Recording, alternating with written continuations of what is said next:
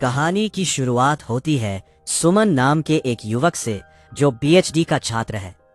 वह north east India के लोगों की खान पान की आदतों पर रिसर्च कर रहा है। खास तौर पर वह अलग अलग तरह के मांस और उनसे जुड़ी परंपराओं को समझना चाहता है।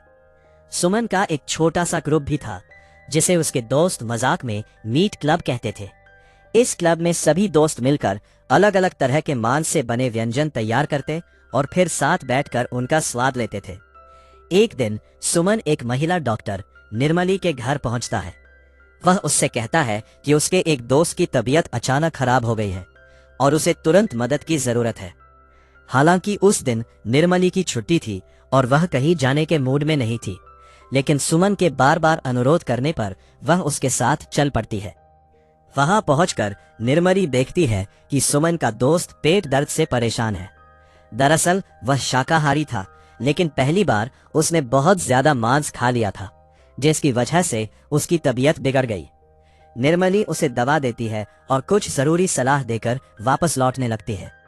रास्ते में सुमन उससे अपने मीट क्लब के बारे में बातें करने लगता है।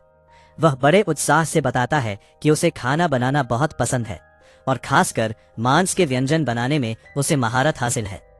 जब फीस देने की बात आती है तो निर्मली मुस्कुराकर कहती है, पैसों की जरूरत नहीं है, बस कभी अपने हाथ से बना कोई अच्छा व्यंजन हो तो मुझे भी चखाना। सुमन को यह बात काफी अच्छी लगती है। सुमन का एक सीनियर भी था जिसका नाम इलियास था। वह जानवरों का डॉक्टर था और सुमन उसे बड़े भाई की तरह मानता था। अपनी लगभग हर बात वह इलियास से साझा करता था। सुमन निर्मली के क्लिनिक पहुंचता है। उसके हाथ में एक टिफिन होता है। उसने निर्मली के लिए अपने हाथों से खरगोश के मांस की एक खास डिश बनाई थी। निर्मली ने पहले कभी खरगोश का मांस नहीं खाया था। वो थोड़ा झिझकते हुए पहला निवाला लेती है, लेकिन स्वाद उसे काफी पसंद आता है। सुमन उसे बड़े ध्यान से देख रहा होता है। वो हंसते हुए कहता है, चम्मच छोड़िए, हाथ से खाइए, असली स्वाद तभी आएगा। निर्मली मुस्कुरा देती है, लेकिन अपनी आदत नहीं बदलती। खाने के दौरान दोनों की बातचीत और भी खुलने लगती है। निर्मली कहती है कि आजकल अच्छा और ताज़ा नॉन वेज मिलना आसान नहीं है। कभी साफ सफाई की चिंता रहती है तो कभी खाने की गुणवत्ता की। तब सुमन उसे एक ऐसी जगह के बारे में बताता है जहां उसके अनुसार बेहतरीन मांसाहारी भोजन मिलता है। वो वादा करता है कि किसी दिन उसे वहां जरूर लेकर जाएगा। उधर इलियास सुमन की बातें सुनकर मजाक उड़ाता है। वो कहता है, लगता है तुम्हें अपनी डॉक्टर साहिबा कुछ ज्यादा ही पसंद आने लगी है। सुमन तुरंत इनकार कर देता है, लेकिन उसके चेहरे की मुस्कान कुछ और ही कहानी बयान कर रही होती है। धीरे धीरे सुमन और निर्मली के बीच बातचीत बढ़ने लगती है। अब दोनों एक दूसरे को मैसेज भी करने लगे थे। सुमन को हर बार निर्मली का मैसेज मिलने पर खुशी होती थी। शायद उसके दिल में कहीं नहीं कहीं एक नई भावना जन्म ले चुकी थी, जिसे वो खुद भी पूरी तरह समझ नहीं पा रहा था। एक दिन बातचीत के दौरान सुमन अपने बचपन की एक घटना सुनाता है। वो बताता है कि जब वो 10 साल का था तब उसके पिता ने उसे एक मुर्गा दिया था और कहा था कि उसकी देखभाल करे। सुमन ने पूरे मन से उस मुर्गे की देखभाल की, लेकिन 1 महीने बाद उसके पिता ने उससे कहा कि अब समय आ गया है कि वह उसे खाने के लिए तैयार करे। सुमन को यह बात अजीब लगी थी। उसे दुख भी हुआ था, लेकिन आखिरकार उसने वही किया जो उससे कहा गया था। निर्मली यह कहानी ध्यान से सुनती है। कुछ दिनों बाद सुमन उसे एक होटल लेकर जाता है जहां वह उसे एक और अनोखा व्यंजन चखाता है। निर्मली को यह नया स्वाद भी पसंद आता है। अब दोनों के बीच एक अजीब सा रिश्ता बनने लगा था। वे जब भी मिलते खाने और खासकर अलग अलग तरह के मांस पर ही बातें करते। धीरे धीरे यह उनकी मुलाकातों का सबसे बड़ा कारण बन गया। सुमन के लिए यह सिर्फ खाना नहीं था, बल्कि अपने दिल की बात कहने का एक तरीका बनता जा रहा था, और शायद निर्मली भी अब उसकी मौजूदगी की आदी होने लगी थी। धीरे धीरे सुमन और निर्मली की मुलाकातें बढ़ने लगीं। अब वे सिर्फ डॉक्टर और मरीज के परिचित नहीं रह गए थे। उनके बीच एक अलग ही जुड़ाव बन चुका था, जिसकी नींव खाने और स्वाद के प्रति उनकी समान रुचि पर टिकी हुई थी। जब भी दोनों मिलते, सुमन किसी नई डिश या किसी नए प्रकार के मांस के बारे में बात करता। निर्मली भी उसकी बातें बड़े ध्यान से सुनती थी। उसे महसूस होने लगा था कि सुमन के साथ बिताया गया समय उसकी रोजमर्रा की जिंदगी की नीरसता को कम कर देता है। निर्मली शादीशुदा थी और उसका एक बेटा भी था, लेकिन उसका पति दिलीप काम के सिलसिले में ज्यादातर समय घर से बाहर ही रहता था। उनके रिश्ते में कोई बड़ी लड़ाई नहीं थी, लेकिन वो अपनापन और साथ भी नहीं था जिसकी उम्मीद निर्मली करती थी। निर्मली की एक करीबी दोस्त थी जूमी। जूमी अक्सर उसकी निजी बातें जानने की कोशिश करती रहती थी। एक दिन जब उसे महसूस हुआ कि निर्मली पहले की तरह उसे समय नहीं दे रही है, तो वो सीधे उसके घर पहुंच गई। मजाक करते हुए उसने पूछा, आखिर कौन है वो जिसके आने के बाद तुम मुझे ही भूल गई हो? पहले तो निर्मली बात टालने लगी, लेकिन जूमी के बार बार पूछने पर उसने सुमन का जिक्र कर ही दिया। उसने बताया कि एक लड़का है जो रिसर्च करता है, उसे नई नई जगहों पर ले जाता है और अलग अलग तरह का खाना खिलाता है। उसने यह भी कहा कि उनके बीच ऐसा कुछ नहीं है, लेकिन उससे लगने लगा है कि शायद सुमन उसके लिए दोस्ती से बढ़कर कुछ महसूस करता है। निर्मली ने साफ कहा, मैं उससे उम्र में बड़ी हूं, शादीशुदा हूं और मेरा परिवार भी है, इसलिए मुझे लगता है कि मुझे उससे थोड़ी दूरी बना लेनी चाहिए। उधर सुमन के दिल में भावनाएं और गहरी होती जा रही थी। अब वो हर मुलाकात का इंतजार करता था। निर्मली का एक मैसेज भी उसका पूरा दिन अच्छा बना देता था। एक दिन जब दोनों मिले तो निर्मली ने नॉन वेज खाने से मना कर दिया। उसने बताया कि अगले दिन उसका पति घर आने वाला है और वो कुछ दिनों तक व्यस्त रहेगी। ये सुनकर सुमन के चेहरे की मुस्कान फीकी पड़ गई। उसे पहली बार एहसास हुआ कि निर्मली की जिंदगी में उसकी एक सीमा है जिसे वो कभी पार नहीं कर सकता। वो उदास मन से वहां से चला गया। कुछ दिनों बाद दिलीप घर पहुंच गया। रात को परिवार साथ बैठकर खाना खा रहा था, लेकिन निर्मली को साधारण भोजन में कोई स्वाद महसूस नहीं हो रहा था। उसकी आदत अब बदलने लगी थी। उसे बार बार वही अलग और तीखे स्वाद याद आने लगे थे जिनसे सुमन ने उसका परिचय कराया था। दिलीप अपने काम की बातें करता रहा, जबकि निर्मली का ध्यान कहीं और था। बातों बातों में उसने सुमन का जिक्र भी कर दिया। उसने बताया कि वो एक रिसर्च स्कॉलर है और नॉर्थ ईस्ट इंडिया के खान पान पर अध्ययन कर रहा है। दिलीप ने सामान्य अंदाज में कहा, तो किसी दिन उसे घर बुलाओ, मिलना भी हो जाएगा और उसकी रिसर्च के बारे में भी जान लेंगे। ये सुनकर निर्मली के चेहरे पर हल्की मुस्कान आ गई। जिस दूरी को बनाने का उसने फैसला किया था, अब वही दूरी खत्म होने का रास्ता खुद उसके सामने खुलता नजर आ रहा था। उधर सुमन कुछ दिनों के लिए अपने घर जाने वाला था। वो बस में बैठ चुका था, तभी उसके फोन पर एक मैसेज आया। मैसेज निर्मली का था। उसने उसे खाने पर आमंत्रित किया था। सुमन ने मैसेज पढ़ा और बिना एक पल गंवाए बस से उतर गया। उसके चेहरे पर खुशी साफ दिखाई दे रही थी। उसे लग रहा था कि शायद यह मौका उसकी जिंदगी बदल सकता है।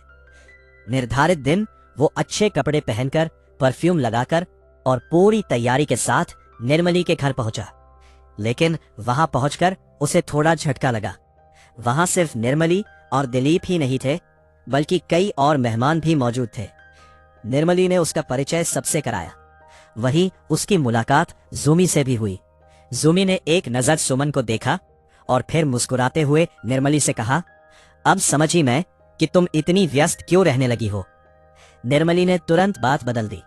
खाने की मेज पर बैठते ही चर्चा फिर खाने और मांसाहारी व्यंजनों की तरफ मुड़ गई। दिलीप ने अलग अलग जगहों के खान पान का जिक्र छेड़ दिया। तभी सुमन ने अपने रिसर्च के दौरान देखी गई कई अनोखी चीजों के बारे में बताना शुरू किया। उसने कहा कि दुनिया के अलग अलग हिस्सों में लोग ऐसी ऐसी चीजें खाते हैं जिन्हें दूसरे लोग अजीब या असामान्य मानते हैं, लेकिन जो चीज एक समाज के लिए सामान्य होती है वही किसी दूसरे समाज के लिए विचित्र लग सकती है। सुमन की बातें सुनते समय बाकी लोग सिर्फ जानकारी ले रहे थे, लेकिन निर्मली के चेहरे पर अलग ही उत्सुकता दिखाई दे रही थी। उसे इन बातों में सामान्य से ज्यादा रुचि आने लगी थी और शायद यही से कहानी धीरे धीरे एक ऐसे मोड़ की ओर बढ़ रही थी जहां से वापस लौटना आसान नहीं था। निर्मली और सुमन की दोस्ती अब पहले जैसी नहीं रही थी। दोनों के बीच एक ऐसा जुड़ाव बन चुका था जिसे शब्दों में समझाना आसान नहीं था। वे घंटों बातें करते, साथ समय बिताते और नई नई चीजें चखते, लेकिन धीरे धीरे सुमन के मन में उठी भावनाएं अब प्यार का रूप लेने लगी थीं। निर्मली भी इस बदलाव को महसूस कर रही थी। एक दिन बातचीत के दौरान निर्मली ने उत्सुकता से पूछा, तुमने अपनी रिसर्च के दौरान सबसे अजीब चीज क्या देखी है? सुमन कुछ देर सोचता रहा और फिर अलग अलग जगहों की खान पान परंपराओं के बारे में बताने लगा। उसने बताया कि दुनिया में कई ऐसी चीजें हैं जिन्हें कुछ लोग सामान्य मानते हैं, जबकि दूसरे लोग उन्हें सुनकर भी असहज हो जाते हैं। निर्मली उसकी बातें बड़े ध्यान से सुन रही थी। उसे महसूस हो रहा था कि वो अब सिर्फ स्वाद के बारे में नहीं सोच रही, बल्कि उन सीमाओं के बारे में भी सोचने लगी है जिन्हें लोग सामान्यतः पार नहीं करते। उसी दौरान दोनों की मुलाकातें और बढ़ गई। एक शाम सुमन ने निर्मली को एक नया व्यंजन चखाया। निर्मली को उसका स्वाद इतना अलग और आकर्षक लगा कि वो बार बार उसी के बारे में सोचती रही। अब स्थिति ये हो गई थी कि घर का सामान्य खाना उसे फीका लगने लगा था। दूसरी ओर सुमन ये देखकर खुश था कि निर्मली उसकी पसंद और उसकी दुनिया को समझने लगी है, लेकिन उसके मन में एक और विचार जन्म ले चुका था। वो चाहता था कि उनके बीच का रिश्ता और गहरा हो जाए। उसे लगने लगा था कि अगर वो कोई ऐसा काम करे जो उसकी भावनाओं की गहराई दिखा सके, तो शायद निर्मली भी उसे उसी नजर से देखने लगे। यहीं से सुमन के फैसले सामान्य सीमाओं से बाहर जाने लगे। एक दिन उसने अपने सबसे भरोसेमंद दोस्त इलियास से एक अजीब सी मदद मांगी।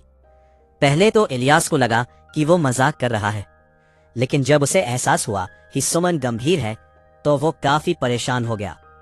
उसे महसूस होने लगा कि सुमन भावनाओं में बहकर ऐसी राह पर निकल पड़ा है जहां तर्क और समझदारी की कोई जगह नहीं बची। उधर निर्मली भी अंदर ही अंदर बदल रही थी। जो चीजें पहले सिर्फ जिज्ञासा थी, अब धीरे धीरे जुनून का रूप लेने लगी थी। वो बार बार उन्हीं स्वादों को याद करती रहती। उसे लगता जैसे उसकी जिंदगी में कोई खालीपन था जिसे वो भरने की कोशिश कर रही है। एक दिन जब दोनों मिले तो निर्मली ने महसूस किया कि सुमन पहले से ज्यादा बेचैन दिखाई दे रहा है। उसकी आंखों में अजीब सी चमक थी। वह कुछ कहना चाहता था, लेकिन सीधे शब्दों में कह नहीं पा रहा था। आखिरकार उसने निर्मली को एक खास डिश दी और कहा, इसे चखकर बताना कि कैसी लगी। निर्मली ने बिना ज्यादा सवाल किए वो व्यंजन खा लिया। स्वाद पहले चखे गए हर स्वाद से अलग था, कुछ ऐसा जिसे वो पहचान नहीं पा रही थी। उसे वो बेहद पसंद आया। जब उसने सुमन से पूछा कि ये किस चीज से बना है, तो सुमन कुछ पल तक चुप रहा। फिर उसने सच बता दिया। ये सुनते ही निर्मली सन्न रह गई। उसके चेहरे का रंग उड़ गया। उसे विश्वास ही नहीं हो रहा था कि सुमन अपनी भावनाओं को साबित करने के लिए इतनी दूर तक जा सकता है। वह वहां से उठकर चली गई। लेकिन हैरानी की बात यह थी कि उसके मन में सिर्फ घृणा नहीं थी, एक दूसरा एहसास भी था। वह बार बार उस स्वाद को याद कर रही थी। यहीं से कहानी का सबसे खतरनाक मोड़ शुरू होता है, क्योंकि अब यह सिर्फ प्यार की कहानी नहीं रह गई थी। ये एक ऐसे जुनून में बदल रही थी जो धीरे धीरे दोनों की जिंदगी को निगलने वाला था। अब तक सुमन और निर्मली दोनों एक ऐसे जुनून में फंस चुके थे जिससे बाहर निकलना उनके लिए मुश्किल होता जा रहा था। सुमन को लगने लगा था कि वो निर्मली की खुशी के लिए कुछ भी कर सकता है। दूसरी तरफ निर्मली भी अपनी बढ़ती हुई चाहत और मानसिक उलझन से जूझ रही थी। समय के साथ स्थिति और बिगड़ने लगी। निर्मली को महसूस होने लगा कि वो सामान्य जीवन से दूर होती जा रही है। उसका ध्यान परिवार, काम और रोजमर्रा की जिम्मेदारियों से हटकर केवल उसी जुनून पर केंद्रित रहने लगा। वो खुद भी समझ रही थी कि ये रास्ता सही नहीं है, लेकिन अब उसके लिए खुद को रोकना आसान नहीं था। सुमन भी लगातार इसी सोच में डूबा रहता कि वो निर्मली को कैसे खुश रखे। उसकी भावनाएं अब ब्रेन से आगे बढ़कर एक खतरनाक आसक्ति का रूप ले चुकी थी। इसी दौरान दोनों ऐसे फैसले लेने लगते हैं जिनके परिणाम बहुत गंभीर साबित होते हैं। एक घटना के बाद पुलिस को कुछ संदिग्ध जानकारी मिलती है। जांच शुरू होती है और धीरे धीरे कई ऐसे तथ्य सामने आने लगते हैं जो सीधे सुमन और निर्मली की ओर इशारा करते हैं। जैसे जैसे जांच आगे बढ़ती है, दोनों के बीच हुई बातचीत, मुलाकातें और उनके व्यवहार के बारे में भी जानकारी निकलने लगती है। आखिरकार मामला इतना बड़ा हो जाता है कि पुलिस दोनों को हिरासत में ले लेती है। मीडिया में खबर फैल जाती है। हर तरफ यही चर्चा होने लगती है कि आखिर एक सम्मानित डॉक्टर और एक रिसर्च स्कॉलर इस तरह के मामले में कैसे फंस गए। लोग हैरान थे। कुछ लोग इसे मानसिक विकार मान रहे थे, तो कुछ इसे अंधे जुनून और गलत फैसलों का परिणाम बता रहे थे।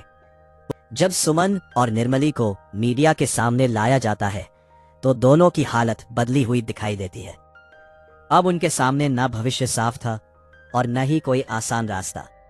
लेकिन एक बात जरूर थी, दोनों को यह एहसास हो चुका था कि उन्होंने जिन भावनाओं को प्यार समझा वे धीरे धीरे एक ऐसे जुनून में बदल गई जिसने उनकी पूरी जिंदगी बदल दी। फिल्म यही एक गहरा संदेश देती है, ये सिर्फ प्रेम कहानी नहीं है। ये कहानी दिखाती है कि जब किसी व्यक्ति की चाहत, लालच या आसक्ति उसकी समझ पर हावी हो जाती है तो वह सही और गलत के बीच का फर्क खो सकता है। सुमन का प्यार सच्चा हो सकता था, लेकिन उसने अपनी भावनाओं को नियंत्रित नहीं किया। निर्मली की जिज्ञासा सामान्य हो सकती थी, लेकिन उसने उसे अपनी सीमाओं से आगे बढ़ने दिया। और जब दोनों ने अपनी अपनी सीमाएं तोड़ी तब उनका पतन शुरू हो गया। फिल्म हमें यह सोचने पर मजबूर करती है कि किसी भी रिश्ते में प्यार जरूरी है, लेकिन आत्मनियंत्रण और समझदारी उससे भी ज्यादा जरूरी है। क्योंकि बिना संतुलन का प्यार नहीं बल्कि जुनून बन जाता है, और जुनून अक्सर इंसान को वहां ले जाता है जहां से वापसी बहुत मुश्किल होती है। इसी संदेश के साथ फिल्म समाप्त हो जाती है।